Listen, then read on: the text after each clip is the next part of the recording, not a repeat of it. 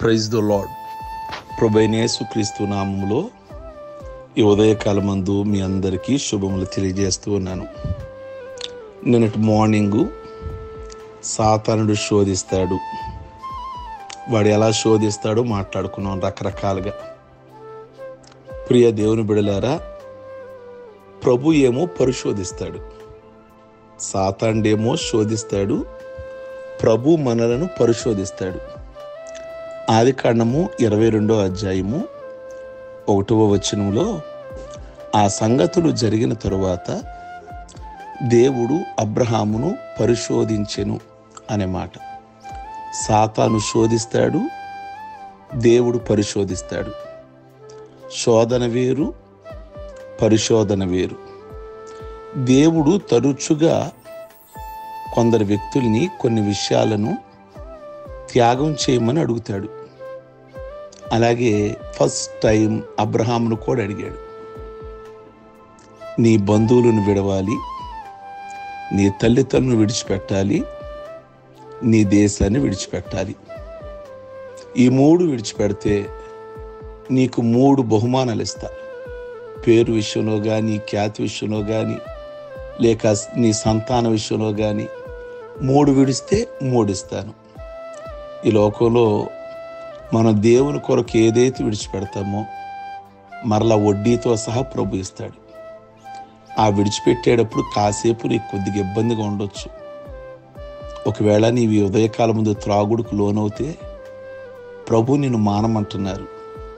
అది మానడానికి కాస్త ఇబ్బందిగా ఉండొచ్చు. నీకున్న చెడు వ్యసనము, లేదా వ్యభిచార మనసు, లేదా ఇంకేదైనా చెడు నీలో ఉన్నట్లయితే అది కనుక నువ్వు విడిచిపెట్టావు అంటే దాని దేవుడు తప్పకుండా విడిచిపెడతాడు. నువ్వు విడిచేది కొంత, ప్రభు ఇచ్చేది కొండంత ఆశీర్వాదం కోసం నువ్వు చిన్నదాన్ని నీ జీవితంలో విడిచిపెట్టలేవా? ఈ ఉదయకాలం ముందు ప్రభు కోసం నేను దీన్ని విడిచిపెడతాను, ఈ చెడుని విడిచిపెడతాను, నేను చెడు చెయ్యను, ప్రభు కోసం పరిశుద్ధంగా జీవిస్తాను అని అనుకుంటే నిజంగా దేవుడు నీ లైఫ్ని ఎంత అద్భుతకరంగా చేస్తాడో తెలుసా? కనుక దేవుడు పరిశోధించాడు అబ్రహాముని. గెలిచాడు. అబ్రహాము పెట్టిన టెస్ట్లో పాస్ అయ్యాడు. అలా కొద్ది కాలం వదిలేశాడు. మళ్ళా భక్తిలో దినదినము డెవలప్ చేసుకుంటూ వచ్చాడు. మళ్ళా ఎగ్జామ్ పెట్టాడు.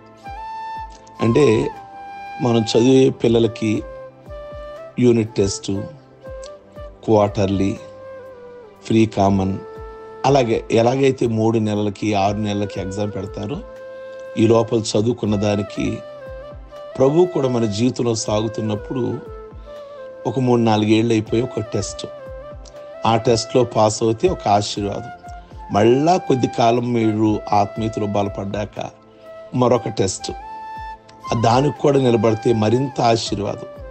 అలా జీవితంలో మన మరణం వరకు కూడా, దేవుని రాకడికి ఎత్తబడే వరకు కూడా ఎగ్జామ్స్ సేవకులకేంటి, విశ్వాసులకేంటి దేవుడు పెడుతూ ఉంటాడు.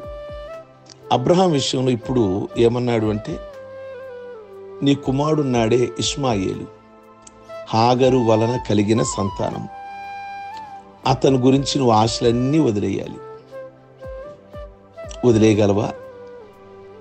అరణ్యంలో విడిచిపెట్టి రాగలవా? ప్రభు కోసం నేను ఏదైనా వదులుకోవడానికి సిద్ధంగా ఉన్నాను. ప్రభు చిత్తాన్ని జరిగించడానికి నేను సిద్ధంగా ఉన్నాను అని అబ్రహాం ఆ రోజు దేవుని మాటకి ఎంత విలువిచ్చాడో, వెంటనే ఆ ఇష్మాయేలుని, ఆ హాగర్ని అరణ్యంలో విడిచి వచ్చాడు. అప్పుడు కానీ దేవుడు తనకి సొంత కుమారుడిని, సొంత భార్య ద్వారా కుమారుడినిచ్చాడు. ఒకటి వదులుకుంటే గాని ఒక ఆశీర్వాదం. దేవుడు ఇస్సాకును అనుగ్రహించాడు. ఆ ఇస్సాకుని ఇచ్చాక చాలా దేవుడు దీవించాడు. మళ్ళా కొద్ది రోజులు అయ్యాక ఎగ్జామ్ పెట్టాలక ఈసారి ఇస్సాకును కూడా వదిలేయమన్నాడు, బలర్పించమన్నాడు. ఇప్పుడు ఇస్సాకును కూడా బలర్పించడానికి వెళ్ళాడు. అంటే ఆ విషయం కూడా తగ్గలేదు. నిజంగా దేవుడైతే బలి ఇవ్వడానికి అబ్రహాం వెళ్ళినా దేవుడు లాస్ట్ మినిట్లో, లాస్ట్ సెకండ్లో కనురెప్పపాట్లో చంపేయబోతుంటే ఆపాడు ఇస్సాకుని.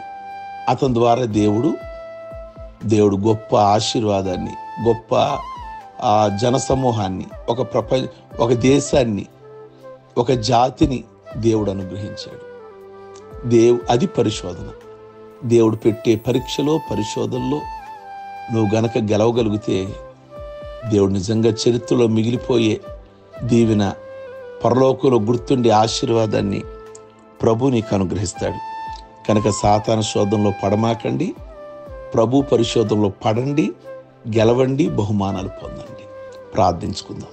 సర్వశక్తి కలిగిన ప్రభువా, ఈ ఉదయకాలమందు క్లుప్తమైన మాటలు మా భక్తి జీవితంలో ఎదురవుతున్నటువంటి వాటి మీద మీరు మాట్లాడిన విధానమును బట్టి మీకు స్తోత్రాలు.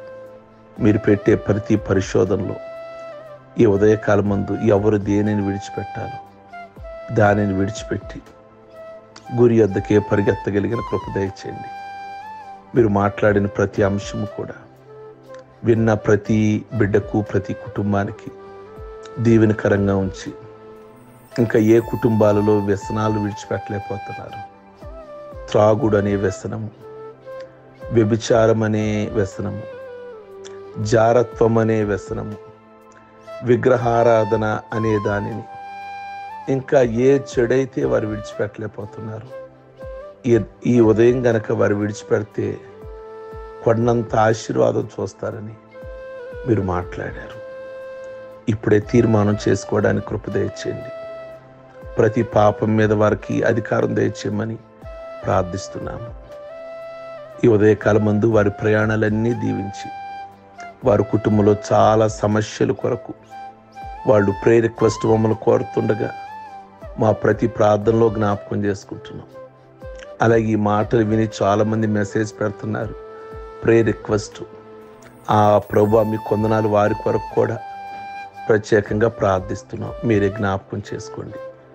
ఈరోజు పెళ్లి రోజులు, పుట్టినరోజులు, అలాగే బాప్టిజం పొందిన రోజులు చేసుకుంటున్న బిడ్డలను దీవించి, అలాగే వారు ప్రభువా పంపిస్తున్న ప్రేమపూర్వకమైన కానుకలు, వారు పుట్టిన సందర్భంగా, ప్రభువా పెళ్ళి సందర్భంగా పంపిస్తున్న కానుకలు మీ పరిచర్యలో వాడుకోమని ప్రార్థిస్తున్నాము.